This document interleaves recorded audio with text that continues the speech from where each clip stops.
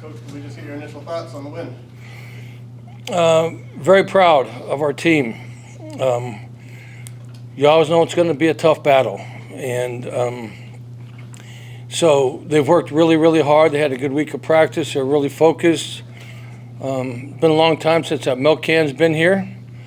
And we talked last night about how is history going to record this team, the 2023 team. And as far as the milk can was concerned. And, they were driven. Again, it wasn't a perfect game by any stretch, but you just keep battling back and forth and find a way to win. And so I couldn't be prouder of this group for what they've accomplished so far. We'll enjoy this for 24 hours and then move on. You led pretty much the whole game, but the yardage was very close. The game got close for most of it. Just how much were the big plays a factor in swinging this one? The Sherrod kick return, turnovers, this last touchdown? Huge. I mean, that's what these games are about.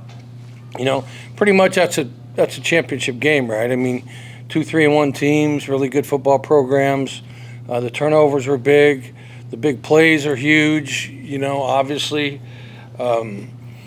Missed on a couple, though. We dropped one early in I think the first quarter. Jalen let one get away from him, and then we missed a fade ball in the end zone that was wide open. But tip your cap to Boise. They kept battling, and the quarterback found lanes to run and made some plays with his legs. And, they're never going to quit, right? So you gotta keep going, and so, big plays, especially early in the passing game, to get out to a lead. But you're never going to run away from that team. They're way too good on defense to run away from them. Could you share some of the offensive strategy? It seemed like you aired it out a little bit more than usual in the beginning and found some success on the ground in the end. Yeah, because felt like we could take some shots, and our receivers made some great plays. Josiah Freeman, I think, stepped up big tonight, made some really nice catches. But we had some guys open deep, and we underthrew Eric Brooks on one that was wide open in the end zone. So we had some shots that we wanted to take, and we knew, hey, if we end up in 2nd and 10, that's okay, but we got to take our shots.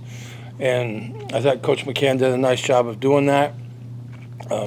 Again, give them a lot of credit. They're the second leading rush defense in the conference, so they're very difficult to run the football on. And we had to get the ball down the field a little bit. That final touchdown with Malik Sherrod, what was your view of that? I mean, was it a simple blast play and he just broke free from that pressure? Or? It was his own play. Yeah, we were in 2 tight ends. 2 tight ends can balance the defense up a little bit. And so we were able to hit an inside zone there where the defense was pretty bad. We got a lot of cross dogs and a lot of backward plugs, and they were stuffing the middle pretty well with us. But to get in that formation and to try to balance the defense up gave us a little crease inside. And the safety usually plays to the field. He favors the field, and so when he cut it back, there was really nobody there to get him. There's a deep lineage of running backs here on this campus. And how much do you think Malik Sherrod is embracing, being a Bulldog and carrying on that legacy? Oh man, about being a Bulldog. That guy played possessed tonight. I'm not kidding you. And in the locker room before the game, I was very close to saying, "Hey, just calm down," because I knew he was geared up, ready to go, and he was very passionate, very emotional. And he has become a leader of this team. He has a very strong voice on this team. And, boy, did he play great tonight. One of the best efforts I've seen. And they weren't all easy runs. There was a lot of tough runs in there for him. You said you talked to the team yesterday and said, how do they want to be remembered, the 2023 Bulldogs? What was that speech like yesterday? What was the emotions like talking to the team? Well, we had 2 things, actually. Jay Kaner sent us a video about the last time that they were here, whatever that was, in 2021. And so Jake had some good things to say, so I didn't need to really talk too much about anything. The only thing I would, what I did tell him is, the milk can is important. It's a rivalry game, and it's been a long time since it's been here, and that our goal is to bring it back. That was one of the goals in the game. Obviously, there's a lot. When you get in November, there's a lot riding on the games. If you're fortunate enough to be in the right position, right, which we are, and they were, and they still are. There's a lot of football left in November. But the milk can was a big one. It really was. We've beat them a couple times in a championship game, but you don't get the milk can for that. But just the ability to play against a really good football team at home. I want to take this time to thank our fans. Our fans were totally different tonight. Totally different on first and second down. I thought they were great. We need to make that a tradition, like tradition by meaning every week. We need to do that. But really proud of our fans. It was great to see them into it tonight. And third down offense, you guys are top 10 in the country in converting third downs, and that was a huge third down you had right before Malik's touchdown. What about the third down offense is working for you guys this year? Well, I think first of all, Coach McCann and Coach Wade do a really nice job of planning it, and then the team executes it really well. I don't know what we were tonight on third down. Over 50%. Okay, yeah. So, if you can be over 50%, typically that's pretty good. But I can't remember we threw a hook to Jalen Gill. We threw a dozen route to Jalen Gill off of motion to make that. And so that was a big one, obviously, because then we could work on clock and, try to get the clock down. And Mikey threw that, looked like he was hurt. He was limping a little bit. What kind of injuries was he battling tonight, and what do you think about his performance overall? Yeah, I thought he played well. He hurt his knee, not like a structural thing to his knee, but he had a huge hematoma on his knee, which is a fancy word for a huge bruise. But it was pretty swollen, and so they had to get some of the swelling out of it at halftime. But then something happened on that play. He must have got hit because he was moving his arm around, so he must have got hit in the arm or something. But Mikey's a competitor. He's not going to stay out of the game. He's a competitor. Thank you, Coach. We'll take 2 more questions for Coach. So AZ Hamilton had an interception tonight. What are your thoughts on the way he stepped up throughout the year after he filled in for Cam Loveridge? I thought he played great tonight. I'm not sure if they could. I know they tested him with a lot of long balls tonight. I don't think they completed one on him. He intercepted one. They threw a hitch underneath to him that he made a good tackle on. Number 80 for them is a really good receiver. He leads the league in yards per reception. He's a very dangerous guy, but I thought AZ played a really solid game tonight. We have time for one more question? All right, thanks, Coach. All right, thank you all.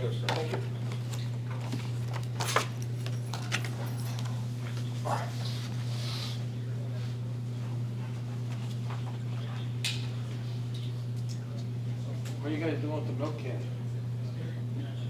You guys want You want to put it up on top? Hey, Lavelle, why don't you bring that milk can up here on the table if you would, please? Thank you. Make sure somebody doesn't run off this. Yeah. It's been a long time since it's been here. I'm gonna run off. Right here? Yeah. Thanks, Lavelle. Yep. Sorry, Well, just get your initial thoughts on the game and the win tonight. Amazing feeling knowing that we beat these guys 2 years in a row, coming off of the championship game win. Knowing that they're a great team, well coached, well-rounded, but we just fought to the end. Defense, trying to limit the third downs, trying to get the offense into a groove with the turnovers. But yeah, it was just a well-rounded game throughout everything. Special teams, we finally cracked the kickoff return with Malik before halftime. That was big, great momentum boost going into halftime. So yeah, feeling really excited. What does it mean to have that trophy next to you for the first time? It means a lot. Like you said, it's my first time. I know Coach Tefford. We had a team meeting last night, and he asked who in this room ever held up the milk can, and the only person was Matt Smith. So we were all looking around. Nobody had their hand raised. So it's finally overwhelming feeling to know that it's staying home in Fresno. Phoenix got an interception today. Can you just share a bit about that moment and what you've seen from him? Oh man, Phoenix is the one that's gonna hold on to that for the rest of his life. Everybody knows Phoenix is the most confident guy in our locker room. I'm glad he got the pick. I should have got my pick, so now he got one up over me. So I'm gonna have to hear him for the rest of the weekend. But he has a great upside. He always stays positive. He's a learner of the game. He always wants to learn, no matter what it is. Special teams, defense. Even wants to learn some of the offensive rotations and things like that. So I say Phoenix Jackson has a high ceiling, and be ready next year. Julian Hamilton, he also got a pick as well. I mean, like, how much growth have you seen out of him, especially given the circumstances with what happened with the injury, the crucial injury at corner? AZ has always been a guy since the spring. I know I had the question in the media days, who was gonna be that one player to really branch out. And I said it was AZ. And his opportunity came fast. Obviously, what you said, Cam Locke went down. We needed somebody to fill the role, and he's been doing that well, honestly. This is I want to say it's his second pick. I think he got a pick against Arizona State. But his pick tonight was crazy. He got his head back, went up and grabbed it. Knowing that he's a guy that builds off confidence. Once the confidence is going his way, he's going to be somebody to be reckoned with. Boise State's George Holani, he's one of the more decorated, not West runners, but you guys held him to just 79 yards. So, like, 79? Yeah, 79. I felt like he had 100. I mean, how tough of an assignment was he? Oh man, George. I mean, as you seen tonight, man, he was hard. He was a hard guy to bring down. He keeps his legs moving, and he knows how to find a seam behind that well-rounded O-line. And little do people know he has moves. He has a finesse game as well. I know he broke one of us down in the hole with a spin move or something like that. But he's been their guy. It's just so unfortunate that he was dealing with injuries all season. But it showed that he picked up where he left off last year, and he's going to be somebody who's going to be toting the rock for the rest of their season. So, like, this late in the season, like, what are some of the things that you feel like this defense can still work on moving forward? Getting off on third down. That's something that we need to do. Like, we need to put our foot down right now and make that change right now. We be having great first and second downs, getting them on third and long. Not even third and long. I want to say 3rd and 5+. And it seems like we can't get off the field. It's drive killers, especially going into halftime. I want to say it's the past couple of games, since Wyoming, that we always gave up a touchdown before halftime. That's something that we need to fix ASAP. So that's something that we need to work on in tackling. You can never do too much tackling. Just getting the guy on the ground, keeping the quarterback in the pocket, and getting him on the ground is something we need to improve on. The crowd seemed extra motivated tonight. How big of a role did that play in how motivating you guys on the field? It was great knowing that the crowd stayed and helped us, especially on the defensive side. It got loud out there. Even it was hard communicating on our side, so I know it was hard to communicate on the offensive side of the ball. But just knowing the red wave was always behind us. We didn't get a chance to play Boise in Fresno last year. So this is just something that we know that we need to rely on is the home crowd advantage. Just being in the red wave, knowing that they're gonna have our backs no matter what. He didn't necessarily have the greatest individual game, but he always seems to make a great team impact. Could you speak about Eric Brooks, who on your chest? EB is that vocal guy on the offense. No matter what, EB could not necessarily, but EB could have a drop quote-unquote drop, and he's still going to have a smile on his face. He's still going to be positive, knowing that he's a veteran guy. It's not going to get to his head. There's a lot of people, myself included, that we make a bad play and it just seems to sit on us the whole game. EB's a guy that'll wash it off, come to you face-to-face and tell him that we have a 4-quarter game and just be on that positive note. And once he makes that impact and get a catch or like I said, his confidence is up, people will know and people are going to start obviously start game planning him, but he's a person that is just going to be positive no matter what. 2 more questions for LaBelle. What did you do to mentally prepare and get in the right headspace for this rivalry game?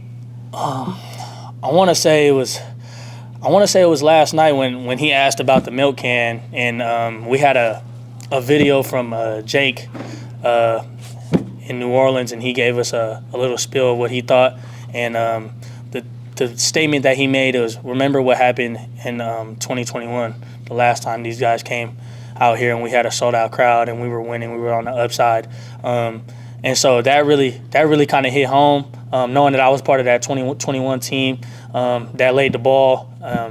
And when the coaches put up the records from 19, however long we've been playing Boise, the last 2 years that I've been here, in 2021 they dropped 40 on us, and then we went out there and they dropped 40 on us again. Was kind of embarrassing, and so myself just had to get the defense ready for a hard-fought game, and we came out and did that.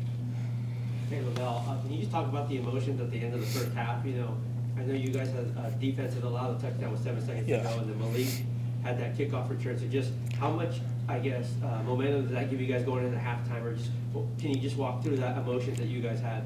Man, it felt like it was Nico's punt return in the championship. It really broke it open, honestly. The momentum side going into halftime, knowing that it was a 3-point game before he scored, and he gave us breathing room on the defensive side with a 10-point lead cushion going into halftime. And Malik's that guy that he's going to let you know when he's having a good game. So his confidence brought everybody in the locker room's confidence at an all-time high, knowing that we could stop these guys and we could just lead. Go on. We got 30 more minutes to bring the milk can home, and that's what we did. All right, thanks a lot. Appreciate you guys.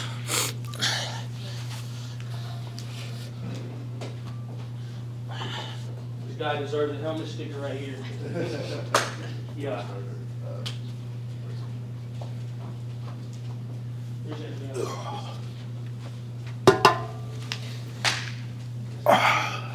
questions on that side for Malik? Okay. All right, Malik, so just talk about your game today. Kickoff return there at the end of the first half. You know, you got that touchdown there towards the end of the game. So just talk about, Coach said that you kind of seemed a little possessed today, you know, for this game, took it personal. So can you just talk about your game today? From the start, from the time I woke up, I was ready to play, honestly. You know, like Vel said, last time we played these boys here, it left a bad taste in our mouth. So, you know, I just wanted to make sure that I could do everything that I can to put us in the right position to be successful. And then with the help of the line and the whole offense, I was able to do that. Hey, Malik, take us back to that last touchdown. Like, just how did it all unfold, like, in front of your eyes? So coach called the play. I know I got to get it, and I know I got to get a first down. So I got the ball. I seen a crease. I hit it. I felt like a little, you know, like shoulder fly or something. So I just brushed that off, and then I kept running to the touchdown. I seen 2 guys in front of me, on the side of me, chasing me down, but I knew I was faster than them. I could get to the zone. Did it feel like you were back at Pacifica all over again with that run? It for sure brought me back to some of the glory days back there for sure. But I'm just grateful enough that I got the opportunity here and that I can make a play here as well. I'm sure you know about the running back tradition at Fresno State and also the running backs that Coach Tepper has produced. So, like, I mean, do you feel like that now you're really starting to embrace, like, that culture, especially here at Fresno State? Yeah, I'm fortunate enough to, you know, that Coach Tepper took a chance on me, you know, and brought me in. So, me being able to repay him in this way, and if you say so, you know, being put in that group is an honor. So obviously I followed your recruitment, and from what I remember, and you can remind me again, Boise State never offered you. Is that why you were possessed tonight? Yes, sir. You know, I had a little chip on my shoulder. You know, I felt like they didn't give me an opportunity, and then on top of that, running back coach was over there too, so I just tried to show him that, we got a better room over here, and he shouldn't have left. Malik, in I think it was the second quarter, you guys got stopped at 10, it was a field goal, and you went over to the sideline, and you looked like you were fired up, and Coach Stefford almost had to come over, and it looked like he was calming you down a little bit. Do you almost play better when you're angry? I'm a very emotional person, especially on the field. I feel like that's what makes me takes me to another level. So, I just go out there and I play with emotion and I play with passion. So, coming off the sideline, we were talking about some stuff that was going on the field and some looks that we seen. So, I just had to tell the offense, we're leaving points out there. We gotta convert when we're that close for sure. And then we heard you on the field a little bit too, but take me through the punt return again, especially or the kickoff return, especially the end of that kickoff return, because there you are, right? You got the kicker and you and the pylon. You know it's the final play of the half. Just take me through what's going through your mind. So I caught it, and my guys made some beautiful blocks to spring me open into the open field. And as soon as I made the cut across the field, I looked at the time and I seen 000s. So I knew that this was the last play. I got to get in the zone and no one was going to stop me. And that leap at the end? I ain't gonna lie, that was probably just muscle memory. I honestly didn't plan that; it just happened. So, and then a win like this, is this a statement win for Fresno State? I mean, do you feel like this made a statement, maybe even more so than some other wins that you've had? I wouldn't say that. I felt like we came in this game, believing that we were gonna win. So it's not really a surprise to us. It may be a surprise to other people, but we just keep our head down and we work one game at a time. So we got this one, and now it's on to next week. Take one more question from Malik.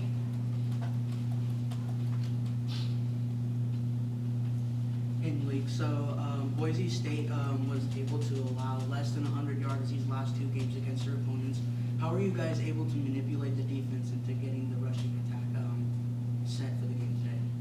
I don't think there was no manipulation. I think it was just we had to stick to what we know and stick to what we do, and we just got to execute. And the thing that we preach every week is just we got to be explosive in the run game, and we got to be firm up front. So, and I feel like we did a good job of that this week. So shout out to them boys up front because I couldn't do it without them. All right, thanks, Malik. Appreciate y'all.